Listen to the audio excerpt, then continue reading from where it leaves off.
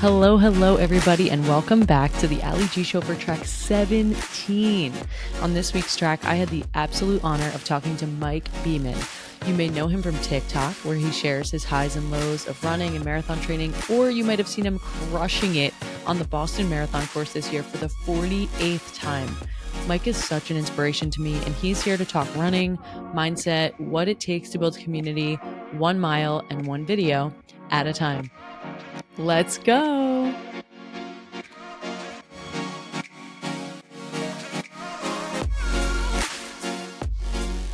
All right, I am here with Mike Beeman, 48th Boston Marathon finisher here today. Mike, what's going on? Welcome to the Ali G Show. Well, just thanks, Ali. I'm enjoying life in South Carolina post Boston Marathon, and this year was number 48, and by the grace of God, I got across the finish line and probably had more fun and exposure than any other Boston Marathon combined. So it was a very gratifying experience, and I enjoyed the crowds. I enjoyed the social media feedback. It was just a surreal experience because you're talking to somebody that started this journey in 1978, and there was no cell phones, there was no Garmin's, there was no technical shoes, clothing was not, I ran my first Boston Marathon in a turtleneck and a tank top over the turtleneck, and my turtleneck was so soaked that it covered my shorts. So in my marathon picture, it looks like I don't have shorts on. I love it. That's hilarious. I mean, things have changed so much from like last year, let alone from 1978. So that is a huge feat. And I guess before we jump into Boston, if you're willing, can you share a little bit about who you are and where you're from and what you do? My name is Mike Beeman, and I grew up in a small community in New Hampshire, Derry, New Hampshire, and I went to Pinkerton Academy high school. And the way I got into running, which everybody asks, I love basketball. I played basketball in middle school, but I was a chubby kid, and how you eat peanut butter and jelly and you drink chocolate milk and all this when you're a kid. So when I was a freshman, I was about 5'10", but I was probably 100 and close to 180 pounds. I had baby fat on me. Mm-hmm. So I played freshman football. And then when basketball started, the coach says, "You're pretty good, but you should stop eating pancakes for breakfast and start eating Wheaties." Now, in today's world, he would have been fired for, harassment, but I took it to heart. Like I said, all right. So I made a commitment to myself. I played baseball in the spring, played varsity baseball. And I said to myself, well, I'm going to start running. I'm going to run cross country next year. So I started running. I thought I was going to die. But over the summer, I lost probably 15 pounds, but I grew 3 inches. So I went from 5'10" to 6'1", 6'1.5", but I became very fit. And so when I came into school the next year, back then, you didn't see your coaches during the summer. None. You just didn't. There was no cell phones, nothing like that. So I came into cross-country training camp, and the coach just looked at me and goes, "Wow, look at you." And I ran pretty well. I wasn't the best on our team. Our team was very good. And by today's standards, I would have been good. We didn't run 5K. We ran like anything from 2.5 to 3 miles back in the 70s. There was no 5K distance. So I was under 6 minutes a mile. And then basketball, I became very good because now I'm fit. And I kept playing basketball and ended up going to Merrimack College, home of the Warriors, to play basketball. I didn't go there to run, but I was also a decent runner because I ended up, running on a very good cross country team. I was our third runner as a senior, but I didn't like it. I was a basketball player. I was going to play in the NBA, and the spring I still can. I'm in the transfer portal right now, but I literally ran spring track, and I ran the 880. It wasn't the 800 meters. And I became better and better and better at it. But I didn't like running. But I was also a discus thrower. And that's fun. I was an extremely good discus thrower. Like I was top 5 in the state. And so at the state meet in the track meet, I ended up winning the 880, like winning it. Oh my And God. I came in fifth in the discus. I don't know how many people can say that. And so then when I went to Merrimack, I was running one afternoon. And it's funny, had an interview yesterday with Merrimack College alumni. They wanted the whole spiel on my background. And I says, it took 48 years for you to call me, huh? I didn't say Yeah. it, Welcome to the party, Merrimack. you know.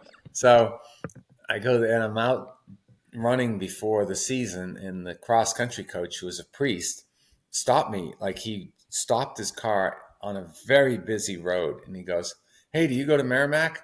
And I says, "Yeah, I'm a freshman." He goes, "Pull over." And so he like pulls his car over, and he says, "Can you run a cross country meet for us on Saturday?" And I says, "Yeah, I'm free Saturday." So we took cars down to Franklin Park, and I said, "How far is the race?" He says, "It's 5 miles." And I almost died, and Yep. I ran cross country and played basketball and did track for 4 years. And by the time I was a senior, I'll throw something in there too. One of my teammates was Dave McGilvery, Mm-hmm. and Mm-hmm. he's the race director of the Boston Marathon, you And that's know? when you first met him, right? Yes. So Okay. we were teammates, we were friends. He's a couple of years older than me. So in the fall of 70, no, the spring of 77, I went to the Boston Marathon specifically to see him. And I told the guy I went with, I said, "I'm never going to watch this again. I'm just going to run it forever." And I said that And the on next this. year, The next year I qualified before basketball. No, I qualified during basketball season. mhm. I snuck away to a marathon in Jersey, New Jersey, the Jersey Shore Jersey. Marathon. Wow. I Do you don't remember think which it, one? Like which beach? I just know at one point we were in a tunnel, if that makes any. We ran like underneath the water, like Oh, it I'm was trying to called think. Jersey Shore. Well, we'll Atlantic find out. City, maybe Atlantic City. Probably. There are a lot of races in Atlantic City. I bet it was there. And That's awesome. so I run under 3 hours as a basketball player. That's pretty good. That's really good. And And for hating running. yeah, qualified, and then didn't run much during the season. Then went down to Boston and ran sub 3 for my first Boston, wearing that Incredible. turtleneck and everything, and a pair of Nike nylon Cortez. And then the journey started. And so Oh my God. very That's incredible though. And is there like what is it about Boston, the Boston Marathon that like is attractive to you? Or what keeps drawing you back? well, the initial thing, because I've always been competitive, so that Mhm. standard you had to qualify. Like, Yeah. I knew I could do it, and I wanted to do it, and so I said, and mind you, the first couple of years was 3 hours, then Mhm. it went down to 250, Wow. and so from I can't give you the years, but from like 80 to 88, I was running 230s, 240s, just It's to unbelievable. requalify. Yeah. And the field was smaller, but as I told Dick Beardsley, who came in second in 1982, he was in that duel in the sun Mhm. back in 82.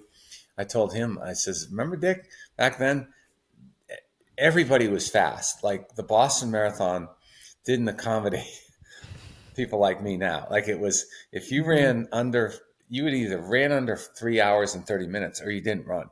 And Wow. it was Was that over. at, like it across the board? Like every were there any age groupings or was it just a flat time? And Flair was basically Wow. under 40, over 40. Okay.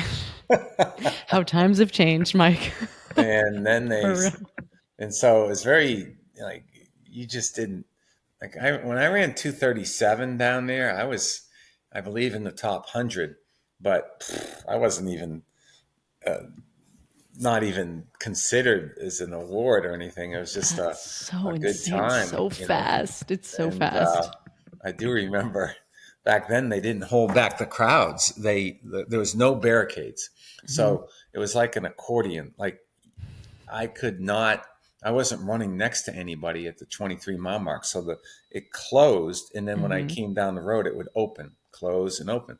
And the way they held back the crowd was with policemen on horses. Wow. and the horses would poop in the middle of the road. So Oh, big, big, no. big piles. And the way the media traveled was in the back. They had like a old, almost like a truck with a big flatbed in the back, and the media was in there with the cameras and everything. And that Oh my thing God. would like, it was smoky, it was exhaust and everything. It was just so, I don't know, juvenile, so prehistoric that I remember those years very fondly. And I the bet. fact that, it was extremely competitive. Like when you lined up this, now they have corrals and you're like, you know, Got to get on the bus at a certain time and get yes, there, and then you got to yes. wait. Yeah, Back then, they just said, "All right, your number is 501, so you have to line up." They had corrals, but you just had to get into this roped off area. That wasn't. They weren't nice about it. If you, they'd throw you out, and people were jostling and cheating, getting up front and stuff, and so you didn't have chips. So say your number was, say if it was 501 and you're in the second little grouping, they gave you a 30-second allowance. oh Like when wow. you finished, like if you finished in 2:50:33, they would say, all right, your time's 2:50:03. Mhm. But sometimes it would take a minute to get across the line because people are elbowing, and it was, That is so wild. now So, everybody's nice and there's no jostling because everybody, your chip or your bib number is your time, as opposed mhm, to somebody saying, "Oh, you get a 30-second allowance." So the improvements have been immense, and it's it's just true.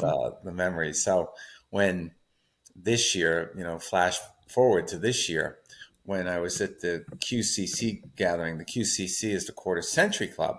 When they Mhm. gave me that award for 1,000 miles raced on the course, even though I've got 1,257, I know they I did the started. math. I was Yeah. like, wait, Well, he's got a little they more. just started it this year, and only 8 people had run that, done that. And so they gave us these. I didn't know what it was. I had no idea what they were talking about. None. And That is why. Did they like warn you, or did they just say, "Hey, can you come to this little no, gathering our and give you the gathering is award?" for the QCC photo. Like Okay. there's 119 people that are run 25 or more, and it's on the Boston Public Library steps. It Hmm. says a photo, and everybody's gathering, and everybody's talking. So, I'm not, even though I'm fifth on the list, I don't get up front and, um, I'm not boisterous. I'm quiet. I stay over to the side. And I was talking to Hmm. somebody, and he said, they just called your name for something. And I says, really? And so I went up there and I saw it. It's a tile. It's an actual tile. And it says, for running. And I cried because it just It's brought back all the unbelievable. memories of, you know, a thousand miles racing on that course, and I knew I had over 1,000. I did know that, but the Yeah. whole gesture, it's their way of saying this is our Hall of Fame, because they So can't call cool. it a Hall of Fame. So I says, that's pretty nice. That's awesome. Two things on that too. It's funny. It's nice that it was a surprise for you to get like a little tile. I think that's so cool and it's so special. So I'm glad you got to celebrate that. But it's funny when I was walking um, on Boylston. I was coming out of the expo. One of my friends was like, "What's going on here?" Like we were right next to the steps where they did this whole thing. We look up, we see the banner, and she's like, "What's going on here? We should stop." And like half of our group was ahead, half of our group was behind. So like none of us ended up stopping. And then when I saw you post about it, I'm like, "Oh man, we should have stopped. We could have seen the whole ceremony and the picture." But that is awesome and a huge accomplishment that you should be so proud of. And I know I can tell you're very proud of it. So It that's great. was it was probably the nicest thing. You can't even describe it in words. Like it was Hmm. extremely emotional. And then Hmm. from there, I went over to Rana and did some uh, videoing for them and did this long, long interview. I don't know what they did with it, but it was on Newberry Street, and everybody thought that I was some like former winner of the marathon because they're taking pictures, they're doing a photo shoot, and they were just. It was really nice, but it was hot too, and Yeah. we It did was all this hot the stuff. days before. I'm like, please Yes. don't give us this weather on Monday. We had good weather. I'll take it. I'll take it. So that was fun. So I finally got back to the bus, went back up, got a good night's sleep, and the next day I went down to Boston, Hmm. and Rob Dalbo, the guy of Pursuit of Performance, he's Hmm. a big, huge Instagram guy. I don't know if you know who he is. Yep, in New I York. didn't He does know. a lot of work in New York I for had like no the idea who he Bronx was. Burners and a bunch of runners in the community, which is awesome. That's what he does for a living. I mean, he's Yeah. huge. So Yeah. I had no idea who he was. None. You None. never heard of And him. never heard of him. Wow. So Okay.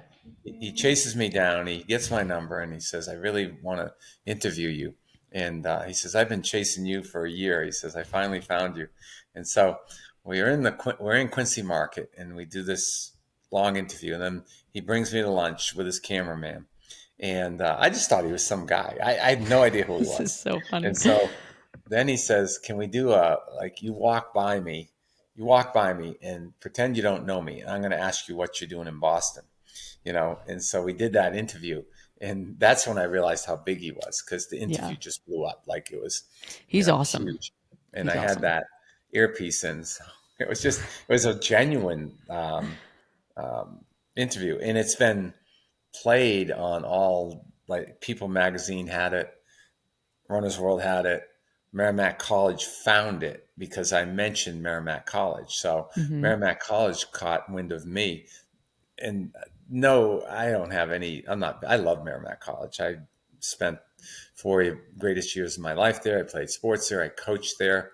Um, so I never cared about being in the alumni magazine, but they found me and boy, they chased me down quick. And they says, we've got to put you in our alumni magazine. And I says, well, I'm still second place all time for Merrimack College Boston Marathons because Dave's number one. And like Dave is like spoken at like 3 graduations. He's in the Hall of Fame, You're all this stuff. next. That's You're going to awesome. be the next one. Dave deserves it, and anybody seeking attention, that's not. It's just if they just make a mention of me, it's great. I It's had, awesome. People Magazine blew me away. Like that Yeah. was, It was a um, great article. it It's a was great they did a article. great job with it, and I did like Runner's World saying that I stole the show on TikTok. That made me You really did. smile because you know I'm not a I'm not a big cell phone guy, but I do throw together some mean TikToks. You really do. Your TikToks are incredible. Eric told me that you just recently got a smartphone. So when my friend sent me your TikToks, I'm like, wait, I thought Mike just got a smartphone. Got it in 2021. The, Okay, see, this first time I had a phone, and it's perfect time. I, you know, had Facebook, I had Instagram, but I ran it Hmm. through other people's devices, and I just didn't care. I just didn't care to have a phone. Yeah. And then my children, are grown, 28 and 24. And so I wanted to communicate with them better. So I bought a Hmm. smartphone and FaceTimed them. And they were like, what is this? Who is this? Like, what They is didn't this? know you were doing this. It was a No, surprise I to them. just, and It's incredible. then I started on TikTok and put together some content, running stuff and funny stuff. I just noticed that, the younger running generation became experts on running after running their first marathon. They knew everything about a marathon, and I says, okay. And they weren't bad. They just weren't real friendly. They was very all about them. Like Hmm. this is what I do, so you should do the same thing. That's not true. Yeah, no, And agree. they weren't as relatable. When you have somebody that's very fast and they're going, uh, come with me as I run a marathon. Mile one, 6:20. Mile two, 6:20. I know. I It's finished. so I, funny. I hit my PR. But how did that help did that help somebody? So I want And I to feel like help. it's kind of discouraging. And that's why I Yes. really like your TikToks and your content because I just watched one earlier. I think it just came up on my feed about getting injured. And it's so relatable, right? And I'm saying that because I'm in that boat right now, but at the same time, it's relatable for a lot of other people, not just me. And I think that's what we're kind of lacking on TikTok, which is why I love your content. I think it's awesome. Thank you. I made a TikTok and I says, if you want to be successful on TikTok, how people come in and they say, got to do this, you got to do this. I said, Yeah. three words: real, relatable, and you got to be nice and you got to Yeah. smile. In Yeah. fact, And look where it got you. look at Right? this. See this right here? Yep. This I just received via UPS, and the company. after the Boston Marathon, they said, "You've got great teeth. So we want to send you an electric flosser, and we want you to do a TikTok for our flossing thing." Isn't that funny? You're getting partnerships over here, Mike. And it's That is hilarious, though. it's almost in the same day. I got one from Unreal Chocolate, and I said, Yes. "That's a good combination. You know, I can eat the chocolate and then And then floss." floss. Exactly. Uh, I don't know if you're allowed to put them in the same TikTok, but yeah, would be a good one. exactly. So the shoe companies, Asics, Brooks, Adidas. I'm looking over there. On Cloud, Ufos, Yep. Rana, um, Bubble Skincare, just all of this stuff, and it's just been funny in terms of like I don't seek that. Like I don't, Right. and I monetize because Why not? mainly if you if your video is more than a minute and you have over 10,000 followers.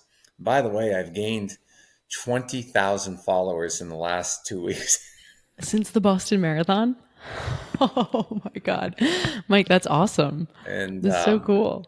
and last year, people were yelling at me during the race. I know you from TikTok. I know you from TikTok. But it was, and I'll explain, what happened this year with, people say, well, why did you slow down? I was worried about you from mile 21 in. So I do a run walk, and I said, all Mhm. right, I'm going to stick to like 11:45 on a run walk. I never ran more than 80 steps at once. That's how little I ran. So when I was running pretty quick. So I had that pace down perfectly till 21. And people, they would yell, and this is how I knew people knew me. They This, dab. yep, the slay of the day. So Hmm. there was a lot of that, a lot. But when I got to Boston College, I planned to run the rest of the way in. I did. I said, I feel good. I'm going to go under 5 hours. When I went to Boston College, it was like the entire college was waiting for me. There were That's amazing. signs, they were going nuts. And so I did that video that you've seen on where I changed the shirt. Hmm. A girl took a video of that. That went viral. Yeah, that was a Her great video went video. I did viral. see that one. Yeah. Yes. And mine did pretty good. Hers did better because Hmm. it's so wholesome. That's what it was like for the next 2 miles. Like the kids were going nuts. And of course, the kid that, Mike, Yep. chug this beer. And I couldn't run because how could you run past a kid that made a sign for you? Like, Yeah. that's my opinion. Like, why would Hmm. you just wave at him? So I stopped and smelled the roses. And so then I decided, well, I got a lot of time to play with, so I'm going to run very little. In the signs, I thought they'd die down after Cleveland Circle. I did. I thought Hmm. I'll be just last 3.5 miles I'll run. Way more like towards the fin. The further I went, the more signs there were, and the That's more incredible. crowd recognition. When I turned on Hereford, I thought everybody on Hereford knew me. They probably did. They And it definitely was knew just you. because it was like, this. And then when I got back into South Carolina, my daughter was sending me all these TikToks of people that made TikToks about me. And I just was crying. And like I didn't realize the recognition It's factor. And nor amazing. do I feel like I'm that recognizable, but it was incredible. It was absolutely incredible. I know a lot of people were tracking you. And a lot of my friends were tracking you. I was tracking you, even though I was running. I was tracking you after we were all following you. And I know a lot of people definitely gravitate toward what you do because it's genuine, right? So you should, I think you did it perfectly. Soak it all in, right? Smell the roses, read all the signs, take the pictures, be in the TikToks. I think that's awesome. And Sounds like a thank you. party, honestly, for the last 6 miles, 7 miles. It was, and it didn't hurt. And when I finished, I took that finish line picture, and that one, all the magazines use that. And little known fact that nobody knows, I had to walk I was by myself, Hmm. so I had to get from the finish line to South Station to catch the bus. It's a mile and a half. Oh my God, you walked? I walked. You know what? It's the best way. Yeah, It's the and best way so to my muscles shake out the stayed. legs. And even then, when I had the cape on, people were Hmm. stopping me, and mostly college girls, like, "Oh my gosh, it's you! Can we take a picture?" And I'm like, and kind of like I want to make it to the train station by 5 o'clock so I can, or the bus. There was a 5 o'clock bus, and I had Hmm. like a half an hour. So So you sprinted to the bus? No, I'm yeah, just kidding. the girls, they were great. They were. I said, so what if I miss the bus and it's 6 o'clock? Yeah. To stop and take a picture with a kid, I call them kids that recognize you. I mean, that's what Hmm. it's all about, right? And It's so, true. I mean, you think about the impact you have on them, not just with your content, but just like seeing you probably made their day. You know what I mean? Or you seeing their sign absolutely made their day. And that's how I always acknowledging think it. about it, at least. Yeah, and acknowledged it, right? Like just like you said, you didn't just run by, you acknowledged it, you stopped, you took were in the videos, you were communicating with them. So that's awesome. And it's fun to get, people they'll make a video like they're in, Montana or someplace, and they go for a Hmm. run and they finish and they go, slay the day, and they send it to me and tag me. So I'll repost it. And it's funny. And I go TikTok live, and Yeah. there's a guy in Kenya, and he says, you've inspired, he said millions, but he says, we show your videos to our classes here. Oh I'm my like, gosh. oh my gosh. And he's given me a Kenyan name, and, he That's calls so me Kip awesome. Churcher. That's my name, Kip Churcher. Like, I love it. and one of the people that follows me or comments in my lives is one of the Kipjogis. You got Oh, Elliot and really? Ben. Like his pacers? Yes, Oh, yes. that's awesome. You know, so this See, just, you're and touching then so many lives, Mike. That's awesome. I well, love to hear it. We need more genuine people like you in the running community because, like you said, the content is just getting insane and it becomes less and less real as time goes on. So I think people look at you and they really know that you're genuine. thank you for saying that, Ellie. How did your race go? Did you feel good? I felt really good this year. I did it last year. That was my first Boston, and everybody going into it was like, just soak it all in, just soak it all in. And I was like, you know what? Yeah. And I did. I mean, I'll be honest with you, Mike, I was a little miserable last year because it was really hot and I wasn't Yes, it was. expecting Yeah. it. Um, and I wasn't quite able to hold the pace just because the heat, and I have bad asthma, so it was really impacting me. Anyway, I still did really well last year. I think I did like a 3:35, and Nice, then nice. this year I was like, and I had to walk last year. I didn't want to walk, but I had to walk. I was like, you know what? It's not worth it. I'm not going to like collapse. I want to finish on 2 feet. And then this year, my only goal was to just cross the finish line and not walk because I was going in with a slight Achilles injury. Ooh. I had to stop running, and my taper was a little long. It was like a 3 week taper. Um, so, having a goal and going into it was a little hard for me because I was in my head about it. I'm like, oh, I'm not going to hit my pace, whatever. And then I ended up doing really well. I rested. I ran the 5K. That was the first time I ran in like 3 weeks. Oh wow. um, I stayed loose and I did a 3:18 this year. So big Wow. course PR for me, Mike. I Wow. was happy So with you it. requalified I did in Boston, which was by a my lot. original goal last year, actually. So By a I think lot. that was most disappointing last year. And then this year, I was like, I just need to finish. I know I have this injury. Whatever happens, I'm going to be happy with it. And then I BQ'd in Boston. So Is that a it was a good 12 day. minute buffer? 12. What's my buffer? I think mine is 3:25. A So 7 minute buffer. yeah, 7 minute buffer. Not bad. Not bad. I'll take it. And I do feel bad for the running masses. We never had to worry about a buffer when if it was 3 hours and you ran 2:59:59, you were in. Yeah. But you know, now it's just So hard. many It's people want to do it or try to Well, qualify. and it's going to be more people next year because this year I think that because it was such a beautiful day, people Hmm. ran well. So you got the element of people requalifying. Hmm. Then you got the exposure. You know, Yeah. everybody wants to see go back and so on and so forth. And you know, I this year, in future years, whatever, I'm going to feel like Johnny Kelly the Elder because people used when he ran the whole thing when he ran it when he was in his late 70s. He stopped running it. I think the last time he ran it was like 80. He was 82 and he Hmm. finished, but he was way way back, and people would wait for him to Yeah. finish. Now Johnny, he ran. He started 62 of them. He finished 59 of them. He dropped out of three, but they don't remember. He used to win it. Like he was that Yeah. good. So he dropped out three times because he wasn't going to win. But Johnny the Elder, that's what they call him, because there was a Johnny the Younger. He was delightful. And, I would never compare myself to him, but that's how I felt like this year. Like people waited for me. They did.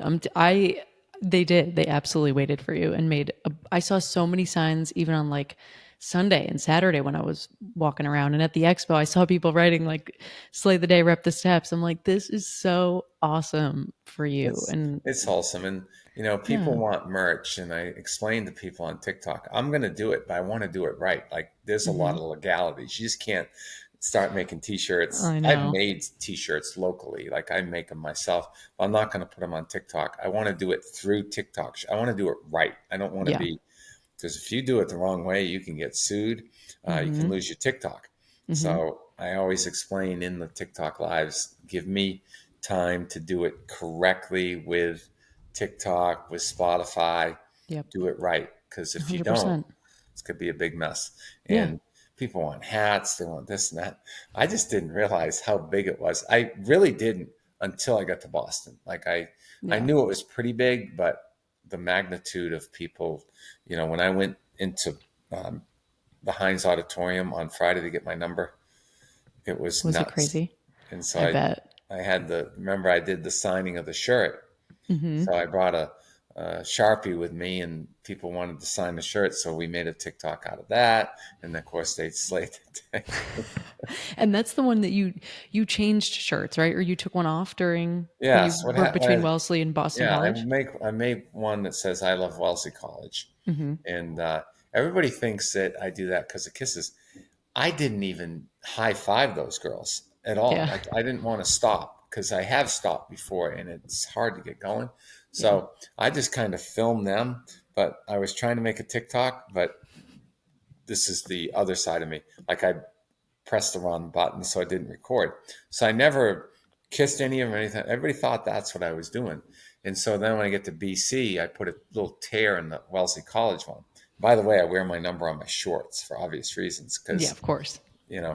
so I wear it on my shorts, and I gave a girl, one of the students, my phone. I says, film this until I tell you to stop. And so I go out in the middle of the road and I says, hey, do you guys love Wellesley College? And they know what I'm going to do.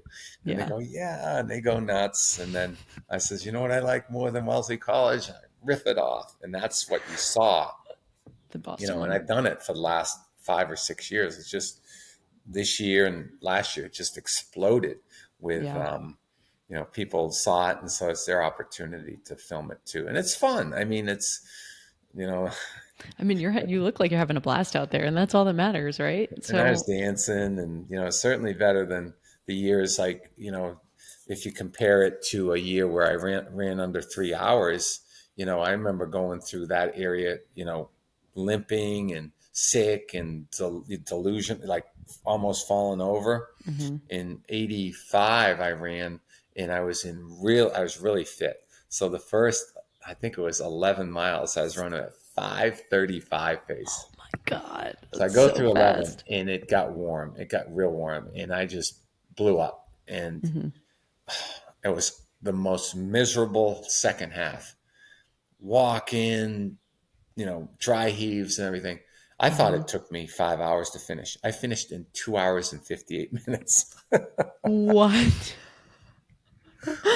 Oh my And I was God. dying. It was, That's like the situation we all hope for when we feel I like ended up in the crap in medical the second tent. half. Um, and I was sick and it was awful. So which one would I choose? I'd choose what happened this year Yeah, right?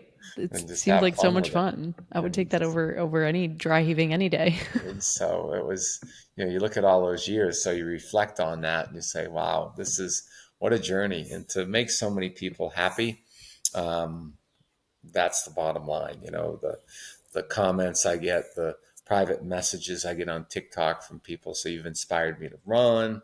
Hmm. Um, one girl on TikTok told me she was depressed, was really considering, Yeah. the worst. And she says, I watch your videos to make me Oh, smile. And I mean, that's so cute. isn't That's that so what nice. we're here is to help each other, to encourage each other, to be positive towards one another. It depends on what you what you want out of life. It's true. That's just the way it is. It's so And true. that's how I look at it. And being kind of not injured, but before the January 1st or so, I was just awkwardly running. Like it didn't feel good. And that's when I Hmm. went to physical therapy. And I told my kids, my children, I says, I don't think I'm going to run this year. I don't feel great. Oh And no. I didn't know where to turn. Where do you I turn to? know. So I was seeking out, people that trainers and so on and so forth. And my son-in-law knew a physical therapy place that did like holistic Hmm. physical therapy, and they weren't cheap. Just to get evaluated was $300. No insurance. I You can't bet. use Yeah. insurance. Yeah. So I went. I said, "Okay, bet I'm going to go down there." And she evaluated, and she goes, "You're in great shape." She says, "You just need to do this." And so I signed up. I spent $3,000 for 3 months, Hmm. went twice a week, and did things that I didn't think my body was capable of doing. She Yeah. says, "You just are waking up some sleeping muscles and you're going to be fine." And I was. First, I didn't trust the process. I was like, oh boy, I'm not going to be able to walk tomorrow. Yeah. Pushing a sled across the gym that has 185 pounds on it, and Yeah. she had me doing, and I made TikToks out of those, and a lot of people liked them because there's a lot of physical therapy people that said thank you for putting this up there because it humanizes physical therapy. Yeah. So that just made me strong. When I went in, I felt great the whole way. Nothing hurt, didn't have any blisters. Ate a peanut butter and jelly Uncrustable at Of course. 16 miles. Didn't brush my teeth, but I mean, how could you? That would have been iconic if you brushed your teeth mid marathon, though. I was thinking about it. I was maybe next year because my fanny pack had had $60, my credit card, my license, my what did I have in it? Phone Hmm. charger, Ooh, okay. You carry a because lot. I charged it, and so it was heavy, Hmm. and I had a lot of stuff in there because I was by myself, and I stayed at the Yeah. Westin Seaport the night before. So anything I brought to Boston either went with me or I threw away. Hmm. Yeah. Yeah. And so, because I stay in Londonderry the night after, because it's only like $100 a night. The Yeah. You have Weston to, right? the Weston Seafront is like $500 a month, or $500 for a night. But I Yeah. also paid for my Boston trip through my TikTok. Hey, So listen. Look, it's like paying for itself. yeah, my It's like monetization from ideal the situation. videos I did in Boston were roughly my trip. And so I'll take Yeah. that any day of the week. Any day. So are you going for 50 Boston marathons? I'd love to. I mean, I go one day at a time, one year at a time. Hmm. We're one pothole away from, ending our career. So, Yeah. I'd love to, by the grace of God, it would be great. And all these people are counting on me now. I know. I was going to say we're all rooting for you, but no pressure. But, I want to stay healthy.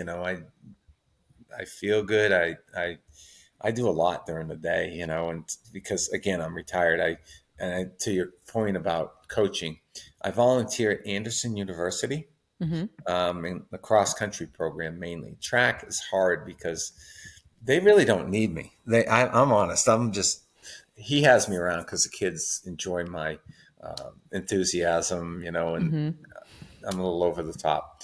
But then the local high school in Easley, where I live, they needed a throwers coach, discus, javelin, and I threw the discus, which people have a hard time believing it, but I could outthrow most of those kids even now, Yeah. and they're It sticks surprised with by you. that. Muscle memory. Yeah, exactly. It's form. It's not like, "Grr." And so, Yeah. anyways, that's what I've been doing. So, to answer the question about track practice, that's where I go. So, we don't have practice today. We had a meet last night and the night before region. So, you would picture me at the finish line, while they have electronic timing. That's where you would picture me.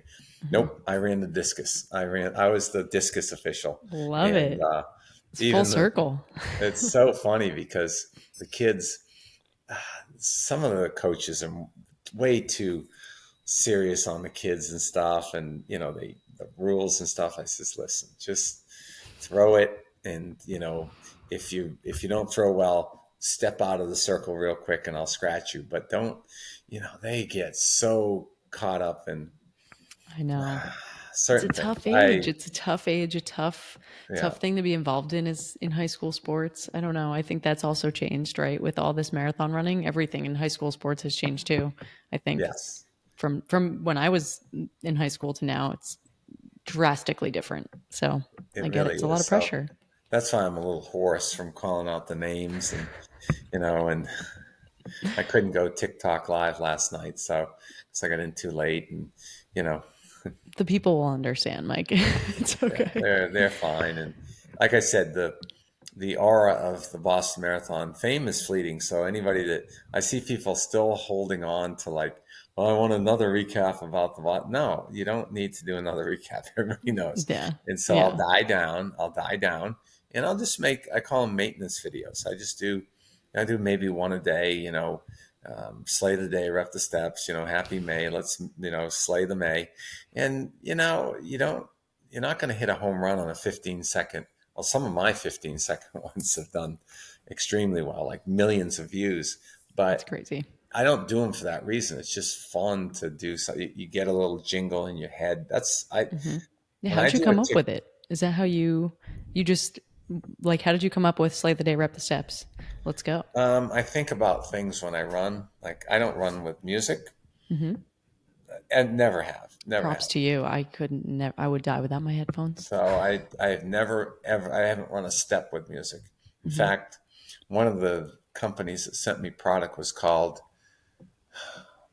ear ear loops or loop ears or something like that, and they're things you put in your ears to drown out noise. They're like Oh, yeah. They're noise reducing. earplugs, loops. Yeah, swoop. Yeah, Hmm. that's it. Hmm. And so they sent me all this merch, and I'll never use it. I don't put things in my ears. So, yeah, music is not, and I forgot. Oh, when I'm out running, I'll be out there and I go, and I'll just think of something while I'm running, get back to my car and go, all right. Uh, and one day, I had slayed the day down. And then for some reason, I thought, well, what rhymes with steps? Because we're always doing steps and it's rep. Hmm. So rep the steps. And it just caught on like wildfire, like Yep. crazy. And so then I started to do it at the end of every little run I did. Remember, slay the day, rep the steps. And people they think it's the coolest thing ever. They really do. They do. And you have your own score, correct? Like you call it the Beeman score for your runs? Yeah, Beeman points, Beeman points. and that Yeah, tell us started. about that. Yeah, the Beeman points is basically I invented it. Oh gosh, long time ago, probably 25 years ago, and it's basically your heat, your temperature, Hmm. your humidity, and dew point combined. If it's below 200, you're in good shape. At Boston this year, at the start of the race, it was like 137. Golden. So We we had were good good. weather. We were good. So if it's over 200, it's going to be a little bit rough. Hmm. And then if it's over 220, you're gonna you're gonna feel it, and you're gonna probably slow down. If it's Yeah. over 240, you're gonna die. Like you just say, all right, I'm gonna just slog through these miles, Hmm. and it's been over 250 in South Georgia, and it's been over 250 in South Carolina a few times. Highest I've ever recorded is 256. Oh man. And It that was was in South Carolina. 100% humidity, 78 dew point, 78 temperature. It's When the brutal. temperature and dew point are that high and that close, it's awful. Yeah. It's awful. So that's why I came up with the Beeman points, and I documented them on TikTok. And there's some people around the country that say the Beeman points were such and such. So your That's ideal going to catch on conditions. next. Yeah, yeah. So that's another one, and I'm self-indulgent, so I named it after me. Listen, it works. It works, right? So Eric knows about that, and I'm supposed to see Eric and Erica. I think Hmm. they're going to be, I think, at the Goffstown Gallop, and if everything goes right, I'll fly up there and go to the Gallop. And the race director is so nice. I hear so many great things about all the races up there. I told Eric I need to join one. I got to get up Yes, there. It'd they're be fun. so fun and so wholesome. And I show up and like I said, I just stay at the back of the pack. But when he introduces me to the crowd, that's when I met Eric. So then is this the right word? Podcast? Is Yeah. this, yes. So I I did a love it. podcast, with Dick. I told you Dick Beardsley about, Hmm. oh gosh, 2 months ago, and here I am. He's the guy. In 1982, it was probably the greatest race of the Boston Marathon. Alberto Salazar won, and Dick came in second, and they both ran under 209. They ran 208 and It's change, and insane. That's insane. it was pre carbon plated shoes. It was pre all that. And they just duked it out. And he came in second. So he calls me and he goes, Mike, I want you on my podcast. I said, why?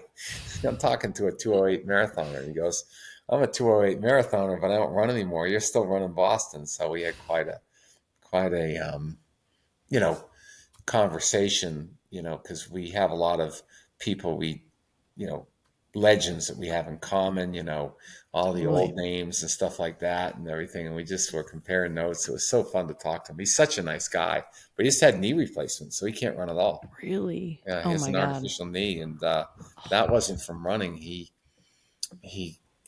he's a farmer out in Minnesota, and his Wow. leg got caught in some combine or something. So Oh my God. he really got hurt when That's he was terrifying. younger, but he's just Wow. nicest guy in the world. So I love it it. was good to talk to him. I saw Bill Rogers when I was up there. Then somebody thought I was Bill Rogers. That was the only non-slave of the day recognition is somebody thought I was Bill Rogers. And Bill and I we don't favor at all. And I, I'm much bigger than him. Like he's a small, small man. He's a great guy though. I But yeah, love it. Hey, Bill, I guess you could be mistaken for worse people, right? well, Jesse Itzler, Bill Nye the Science Guy. Bill Um, Nye. I didn't even see that until you just said it. But that's only, what I you're get a lot, tall. and it's Yeah. fine. I don't, you know, of all, there's so many positive comments on all of those videos, all of them. There's very few, negative ones or questioning ones, and so on and so forth. And if that happens, my daughter always comes to the rescue. Yeah. See, you need your people around you. Yeah, so she'll shut him up real quick and say, you just don't know what he's like, and so on and so forth, or her friends, because ever since I kind of went more, I don't know, viral or whatever it's called, people, you know, Hmm. will come to mind. Oh, I know him and stuff like that. It's just funny. The I whole thing know. is just funny. And then you see people fighting on TikTok and you're like, why are you fighting in my comment section? Leave me alone. Leave me out of Yeah, it. just Keep your chill mean out, comments to because yourself.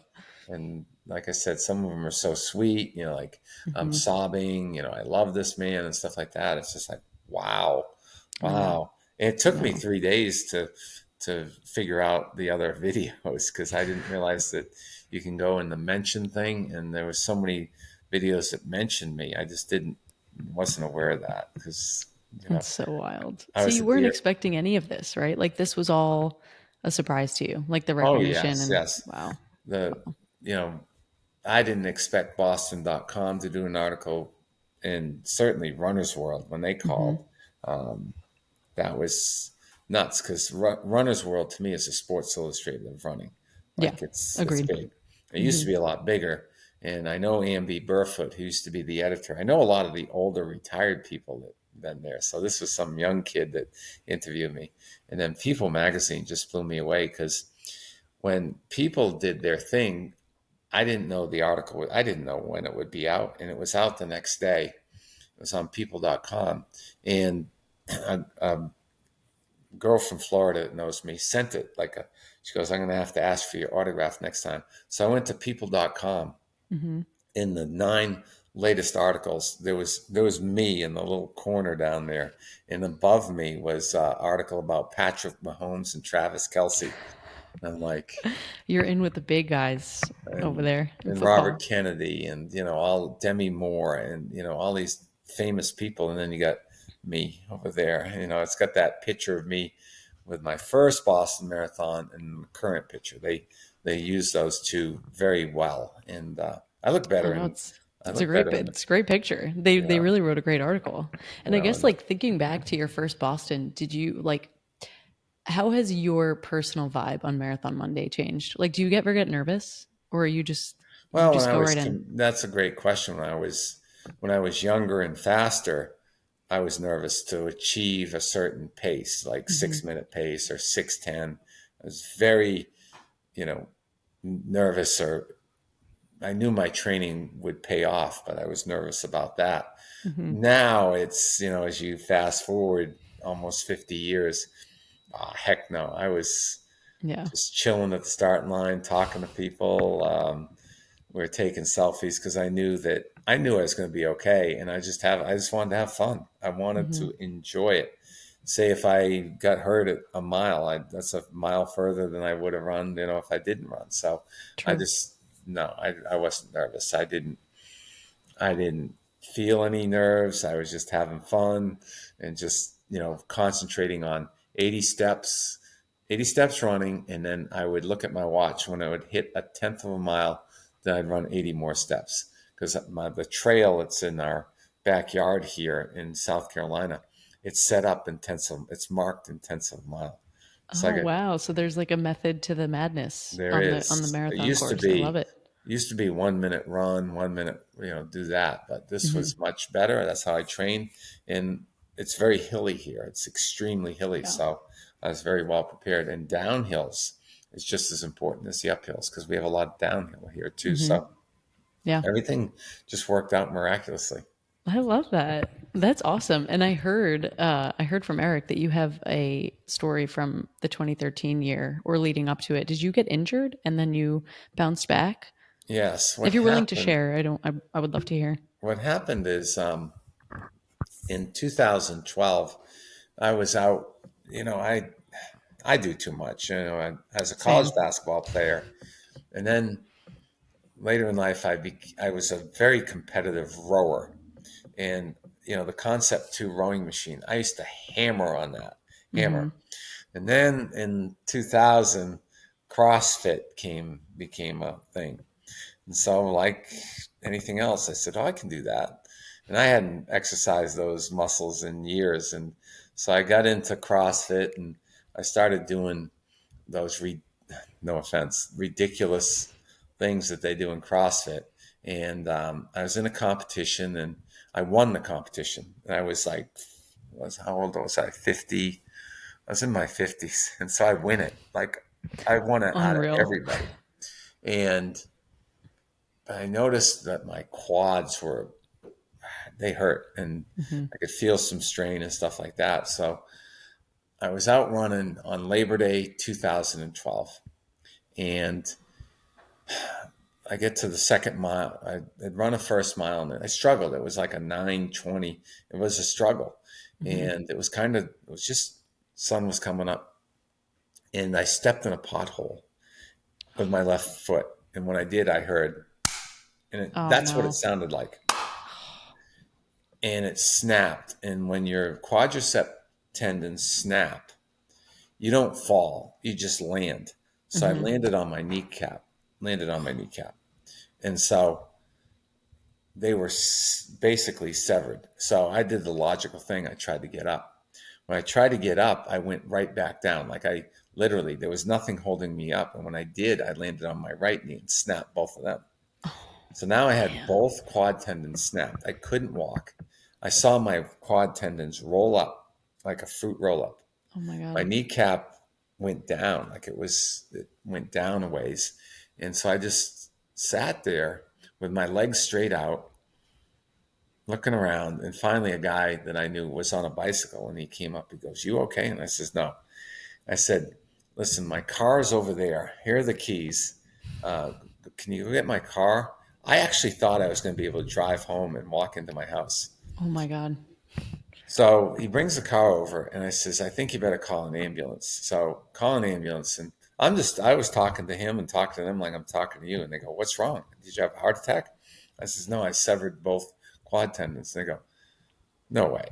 And so they didn't believe me. I knew what happened, and so I go to the Mhm. ER, and the doctor comes in, and remember it's Labor Day, and he Yeah. says, "What's wrong?" And I told him, and he says, "That's really unusual injuries. There's no way. You probably just, strain them and stuff like that. And I says, no, just put your fingers on my quadricep. And when he did, his fingers touched the table like there was nothing holding my kneecap. Oh And he man. goes, surgery's at noon.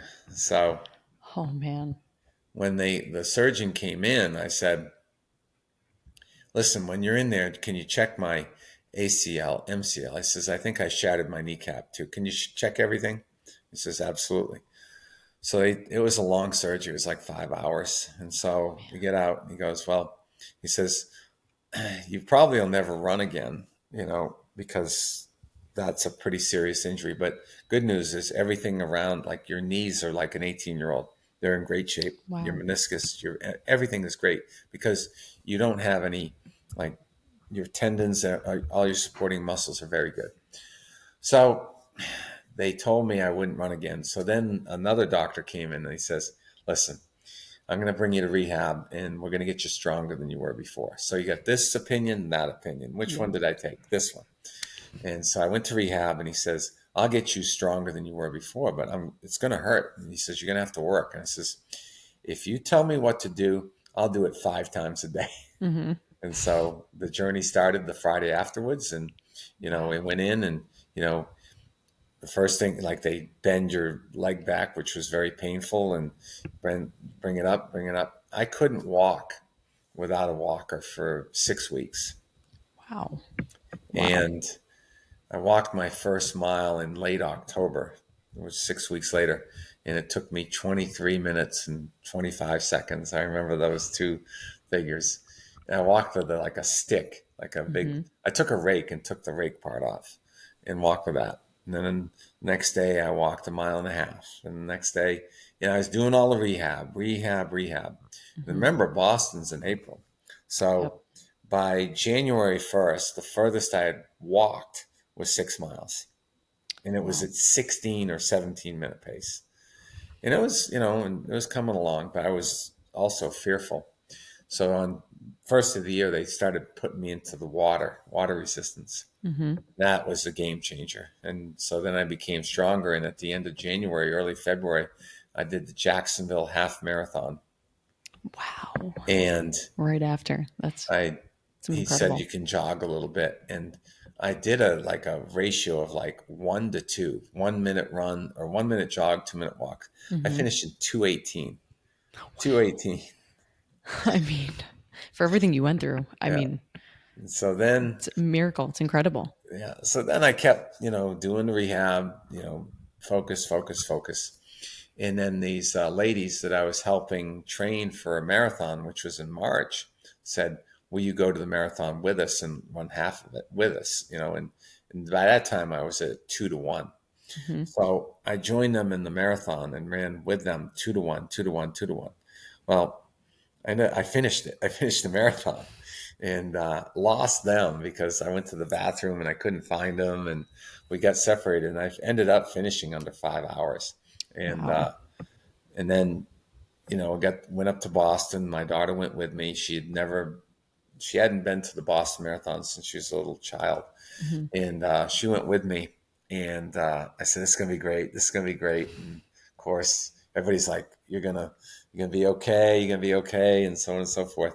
And then, of course, I'm on, coming through Kenmore Square, Mm-hmm. down Com Ave, you know, turn on Hereford, and then they just took the fences and just closed. They closed the course, literally, Mm-hmm. like police, because they had word that what happened, and we're just like, what? And before they had done that, people were running the other way. They were running towards me with numbers on them, Right. and Right. I was kind of upset because I thought they were trying to like cool down, and Mm-hmm. I had no idea what was going on. And so it's like, what's going on? And so then they told me, and then I started, because my daughter was there, and she was a friend with a friend of mine who I taught in the 70s. He's Mm-hmm. an old friend of mine, and he took her around the course. And for some reason, I visioned her at the finish line, and I pictured 9/11. I didn't Mm-hmm. picture Yeah. what was happening. I thought buildings were down, and I'd start Mm-hmm. crying, and you couldn't use a cell phone, and so on Yeah. and so on and so forth. And finally, I got my wits about me. I go, she's not at the finish because they were going to meet me at like Copley Plaza, which is off in the back Right. bay. And so I finally got my wits about me. So I walked up to Boylston Street, and it was just a mess of like it smelled. There was blood. It just was awful. It's And so terrifying. at that point, the policeman started screaming at us, "Get the F off the street. There could be another explosion." I forget where it was. I think at Heinz. I think they were told there was going to be one at Heinz. And so they evacuated the street. And I'm Hmm. like limping and like I'm cold. Um, I don't have anybody to talk to. Everybody else is kind of reuniting with people. I felt sad. I Hmm. had a tank top and shorts. I was freezing. I had no phone because I didn't have one. And so I'm walking down to Hereford, and I literally look up in the air and go, "All right, Lord, what do you want me to do now?" And I saw these 5 kids walking into it was one of the brick buildings. It was like, I didn't know what it was. And I says, Hmm. "Excuse me, where are you guys going?" And they said, "It's our frat house." And I says, and they go, "Come in, come in." If you had a number on that day, you were Yeah, like, they were. Yeah. so they took me in, and they said, "Do you like, what did they say to me?" They gave me the comfy chair and they gave me a blanket. And they said, Oh, "Do you like Duke?" And I says, "Yeah, I like Duke." And they says, "Oh, too bad. Here's a North Carolina blanket." And they gave me a blanket. And they said, "We only have beer and ketchup in the refrigerator. Do you drink beer?" And I says, "Well, today I do." And yeah. so they kept me there for until I could get in contact with my daughter, which was That's over an hour. really, really nice. And so Wow. I I mean, warmed that's up. horrible, but Yeah, they were unbelievable. So I got warmed up, but they gave me one of the girls gave me her jacket, and so I wore her jacket. I went down to Beacon Street and just put my thumb out, and I got a ride to South Station, thinking hmm. I could take the bus, but it was closed. Everything Hmm. was closed. Yeah. And so I said to the police officer, I said, "Sir, all due respect, I can't get a bus. How could I get up to?" Because they were in Wilmington, Mass. It was 30 miles away. Your family, your daughter, and Yeah, family. they were in Wilmington. So he flagged down a taxi. He just went, "I got you." He goes, "I got you, son." He flagged Oh, down a taxi. He goes, "This is a state of emergency. Take this man to Wilmington, Mass right now." He says, "You have no wow. choice." And he goes, "Yes, sir." So he took me to Wilmington. So I got to Wilmington. I says, "Please don't leave." Because my wallet was in, my daughter had my wallet. And I got my wallet and gave him $50. And Wow. that's how we That is. reunited. But it was when I got, the school I was at was extremely worried because they didn't know what happened. They didn't know Hmm. where I was. I thought it was a localized incident. I didn't realize it was global, kind of Hmm. like what I'm going through right now. I didn't Hmm. realize Slave of the Day was global. Yeah. And literally, they, they were so nice. They had all these posters up and everything like that. And Oh. it was just crazy when I got back, the welcoming and, just, I cried that time too, but it was just a crazy night of, getting phone calls. It was pre Hmm. TikTok. People were calling me from all over the United States, and Yeah. nobody asked me about my legs. All they asked me was, what did you see? What did you hear? I was close to it. I saw the aftermath, but I didn't see them go off. Yeah. There's always, there's a lot of noise at Boston. Hmm. And I Hmm. think they went off when I was in the underpass. The underpass you go, Yep. Like right before you turn onto yes, before Hereford. you go to Yeah. Hereford. But when you go underneath that, there's usually cars going, or yeah, there's cars going over that one, and it was noisy. So I Yeah. didn't think anything of it. Plus, I mean, And Hereford is like so loud oh, before you even get to Boylston. yes, it really Hmm. is. And so I didn't think anything of it. And I heard sirens, but the year before, nobody mentions in 2012, it was the hottest Boston Marathon. So there were sirens going off the year before because people were being Yep. transported to hospitals. That was the year that they let people defer if they didn't want to Hmm. run because Hmm. they were worried people would die. Yeah. It's terrifying. That is a very scary situation to be in. Thank God you and your family and you were all okay. And thank God for Yeah. the frat guys. Do you know who Yes. they are? Or Yeah. you don't? I try. They were from MIT. Um, and I was so blown away with everything. I just never, I don't know if they gave me the number. There's numbers written on my bib number. I still have the bib number, and there's Hmm. these faded numbers. I don't know who wrote their number on my bib, but I never Yeah. took my bib off, so they had to do it. They had to write it while it was on my Mm-hmm. stomach, Mm-hmm. and it's just so many miracles. It was just a really surreal situation, just like this, except it was Yeah. a tougher one. Yeah. No, for real, for sure. That is, well, thank God again that you're okay and your family's okay and you were united. That's a happy part of a Yes. terrifying story. But no, I guess in closing, because I feel like I've been chewing your ear off. I love this, Mike. This has been great. Do you have, I guess, one piece of advice you would give a new runner other than watching your TikToks? Because we know that's got to be the number one piece of advice, obviously. Give yourself a chance. Don't be hard on yourself. Be patient. If you're new to running, it's going to take a while for your body Hmm. to adjust to running. Rest is just as important as running. Don't, you know, think I'm going to run faster tomorrow than today. It's not going to work that way. And Hmm. don't beat yourself up. And comparison is the thief of joy. I told somebody, I says, imagine if we didn't have races. Imagine I if know. races were never invented and we just ran for the pure joy of running. Or I did a 5K this spring. I took my watch off, my Garmin. Hmm. I can't remember the last time I did that. Like I I took know. for a It race. holds me accountable, but it's also like a silent killer. I feel like I'm attached to it to an unhealthy degree. So I took it off and I said, well, I'm going to run. It was a 5K. And I says, I think I can run 9 minute pace. And so I had no idea what I was running. And I ended up running 8:37 per mile. That's And amazing just, you know, when you I relieve the just pressure. finished and I didn't have any pressure. And when we compare ourselves, just going out and moving, like this morning, doing the 5.5 or 6. 'Cause I think I'm going to do a 5K tomorrow, but I'm just going to go to it to socialize. Yeah. But, it's just joyous to start out walking, and then get into a little jog and, do steps. I do steps now. And Hmm.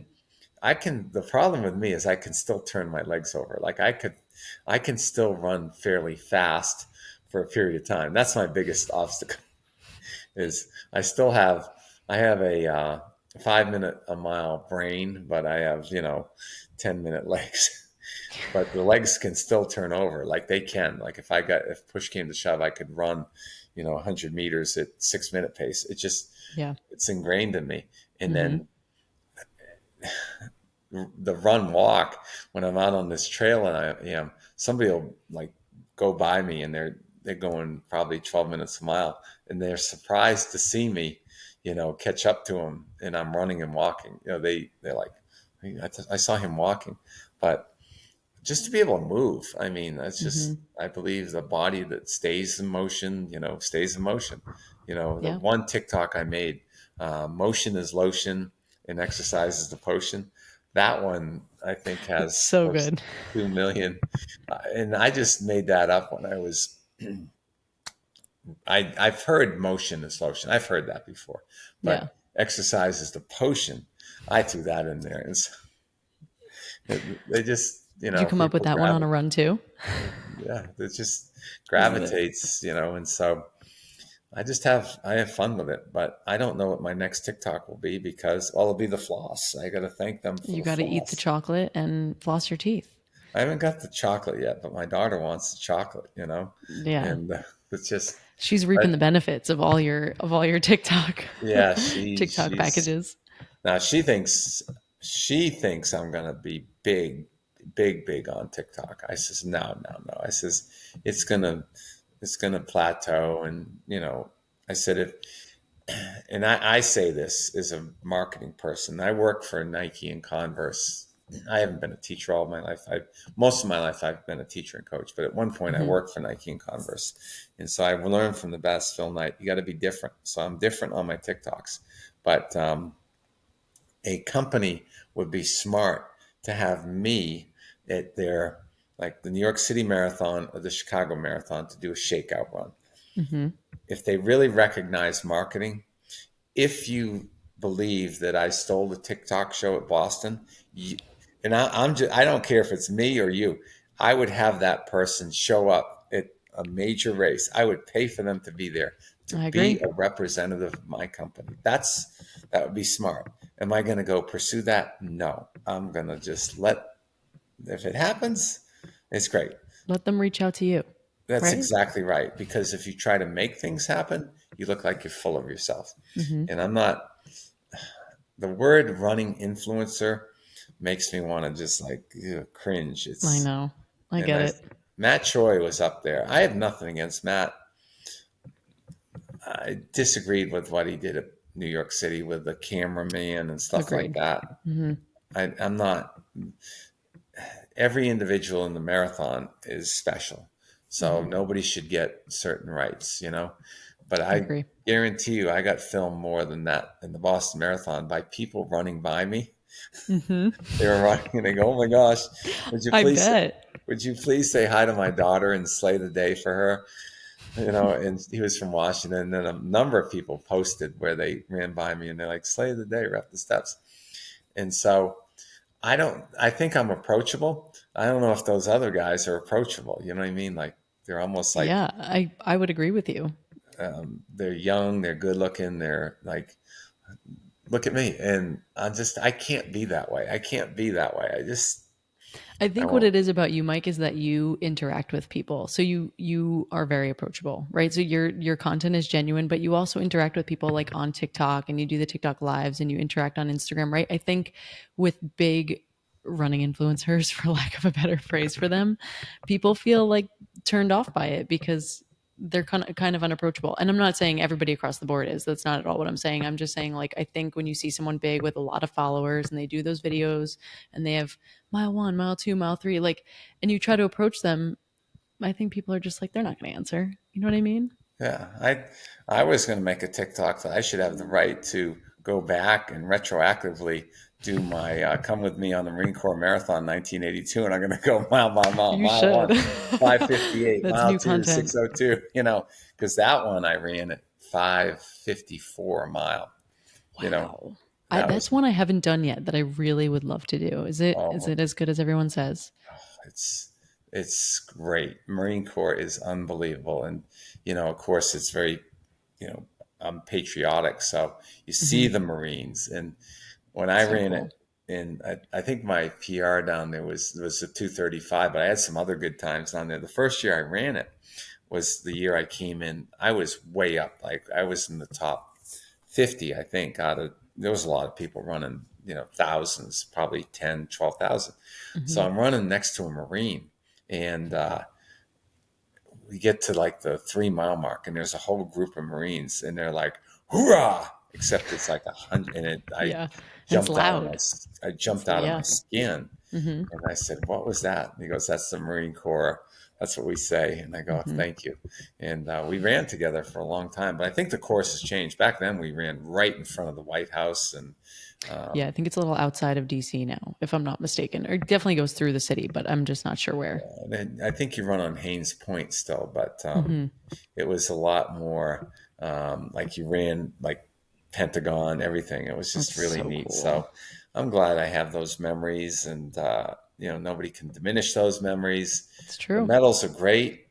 That plaque or the tile is just fabulous. I shared it obviously on TikTok, and I shared it right after I got it because I was crying my eyes out every time I looked at it. I just got right now It's I get emotional amazing.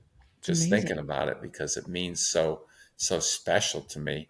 Hmm. You know, who would have thought all these over 1,200 miles of Boston Marathon? It's just wow. It's just I'm very grateful to the Lord and all the people like yourself that along the way have been interacting with me. Eric introduced me to you, and all these people are special, to Yeah. me, and it's just really neat to be able to do that. And I Yeah. always want to, that's what I told people. I says, I always want to be approachable, Hmm. no matter what. I just want to be that guy that people say, I want to ask him a question or I want to high five him and I hope I'm not keeping you.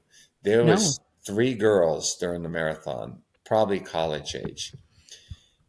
I felt like John Lennon and the Beatles. They wanted to hug me and I'm gross. And Yeah. During the they marathon. they're like they had their arms out there and they're I crying. know. crying, and they said, "Please." And then, yeah, they're probably drunk, but they hugged me. One girl hugged me, and she wouldn't let go. I said, "Sweetheart, I gotta finish." I still got 16 miles to run, girl. She was in Newton. She was at the Oh, fire she's station, okay. Okay. and so it just like I said, if I could make you feel that way, the way I felt during that Boston Marathon for a day, if somebody could experience that for a day, it would probably be the highlight of their life. It was just Hmm. so incredible, Yeah. feeling like I don't like the word celebrity, but they made me feel like a rock star. But I don't Hmm. feel like I am a rock star. Does that make sense? Totally makes sense. I They, feel like I feel the same way, and I don't even have. I have like my little pit crew. My friends called themselves the pit crew, and there were like 10 of them, and I couldn't for the life of me understand why they wanted to come spend the weekend to watch me run. But like for them, they're like, this was they afterward, the best thing they said to me after the marathon, they're like, same time next year. And I was like, oh my God, you want to come back? So I totally get that feeling of like, they make me feel like a rock star, but I'm like, wait, you're watching me run. Like, is it really that fun for you? but they get caught up in the aura. There's an Hmm. aura. There's a feeling, and their connection to you makes them special. I know Hmm. somebody running. That's my friend. She's running, and Hmm. that's why people turn out at Boston. That's what makes it special. And I'm not saying It's New true. York doesn't or Chicago doesn't. People say if I went to New York City, I'd have the same appeal. I don't know. I don't know about that. I I I think you would, but in a different way. New York yeah, is very different. Um, I think it would be like a lot of people would know you, of course. I think you would have the same effect on people like at the expo and walking on the streets and things like that, just because, it's a big city. People are used to seeing, again, I also don't like the word celebrity, but people like seeing people like you, right? That they see and they are motivated by. Um, but the crowds are different. yes. Not saying they would, but you would see tons of signs in New York, guaranteed, guaranteed. But I I think have run New Boston York feels like your City. home for a lot of other people. You know what I mean? I have run it, but it was in the early '80s when, it wasn't as popular. And we used to start. I could be wrong, but I remember starting on the Verrazano Bridge, on it, Hmm. not running over it, on it. And Hmm. because that's probably TMI, the guys were tinkling off the Verrazano Bridge, Yeah, and then it got and they nixed that. They were like, and I think it was. I mean, it was still 26.2 miles. It was mostly the same course, but I could be wrong, but I remember starting on it, and Hmm. I was running for Converse, and we were at the expo, so I was part of Converse entourage. So we got probably you know bust out to the start like everybody else, and just ran it, and I think I ran 2:42 or something like that. it's amazing. New It York is was tough. Which one do you think is tougher if you can remember the New York course? Like between New York and Boston, which one oh do you think Boston. is, I think yeah. Boston's the downhill on Boston tears you up. I think Hmm. it does, especially if you're running fast like I did. Hmm. It was tough, and I don't know how I did the times. I had 13 sub 3 hour Bostons, Oh my and God. That's and incredible. and so when I see people saying, the influencers, look at me attempt a sub 3 hour marathon, and my son, he caught. I finished the marathon, and 2 seconds later, my phone rings, and it's my son congratulating me. Hmm. But he knows he works for Barstool Sports. He's a big time Barstool Sports guy. He's Hmm. 24. He's very good at what he does. He edits, he videos. His TikTok's not as good as mine, but he uh, he said because we both are big fans of Casey Neistat. Hmm. Casey's a big YouTuber, Yep. and I Casey love his took little documentary. yes. Remember he said it took me like 27 times to run sub 3 hours, and I love him. I Hmm. think like if I had to meet somebody that is an influencer, I love him. I Me too. love him. I love him. Like I'd be like, it's Casey. Actually, I have met him. I'm sorry, I met him out in California, but for a brief period of time. But we talked. Anyways, my son says, "Well, Dad, he ran sub 3. How many times did you do it? Did you ever do it?" I says, "I ran sub 33 of them, in my lifetime." And he goes, "Oh." He says, how long did it take you? And I said, it was my second marathon. But I said I didn't have a documentary because I was in college at Merrimack, and it was a free weekend during basketball season. I just think that's Yeah. a I mean, remarkable story. And just signing up and running a sub 3 is, yeah, and yeah. and the lady that interviewed me yesterday from the alumni magazine, she says, we couldn't find much on you about running except the Boston Marathon, but most of the stuff that we have on you is basketball. And I says, I wasn't good. I says, I was on the team. I says, I was decent, but I wasn't the star player. We were very good. I says, the greatest thing about me was self-awareness. I knew that I Hmm. wasn't better. I wasn't better than the starters. I wasn't better than the second five. I said, Hmm. I was just happy to be on the team. And I was the guy that pushed the 12th guy or the 11th guy. That was my role. And Hmm. to know your role in life is very important. When to stay quiet, when to read the room, when to, you know, it's like being at the quarter century club picture. They had a picture of the top 10 people who have run it all time. And I missed the picture because I wasn't listening, and I I probably know wouldn't it's have went funny. in it. I'm just not into like that. I know who I am, and I think that it speaks. I don't need to broadcast. Oh, I'm fifth place all the time because what if I was a jerk? I've said Yeah. that to people. What if I was number one? What if I was the number one? Would people treat me any different? No, they would treat me the same. But Hmm. if I was a jerk, we wouldn't be talking right now. Yeah. No, it's You true. know, It's if I true. was an a-hole, and that's the difference. And I'm not saying anybody is, but if they're not No. approachable or if they're full of themselves, Yeah. that's the thing. Because a girl at the meet last night, she goes, "Oh my gosh," and she didn't know me. She goes, "You're the guy on TikTok. You're famous." I said, "Sweetheart," I said, "I'm not famous. And if I was and thought I was, you wouldn't be talking to me. And Hmm. if I thought I was famous, I wouldn't be here volunteering my services to do the discus. I wouldn't be here. I would be, Yeah. well, I'm working on my TikTok live." I know. No, and I think that's another reason why people respect you so much. It's like you stay grounded in your roots, regardless of what happens on TikTok. You know what I Well, mean? that's why we're doing this today. Oh my gosh, That's I've right. kept you almost an hour and a half. Did you?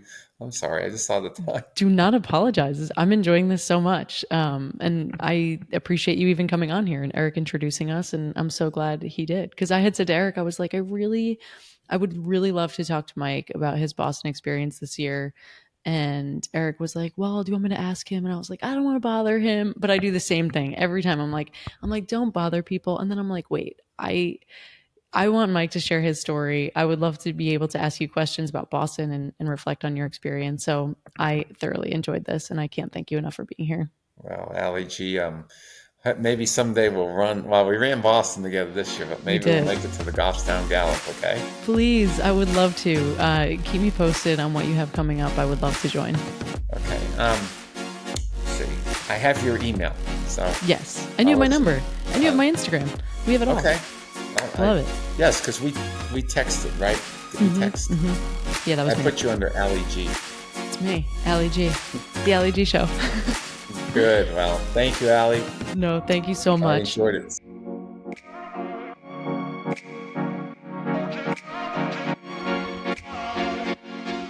I cannot believe I missed Mike in Boston this year, but it was so great. And I was so, so grateful to have the opportunity to catch up with him on this week's track.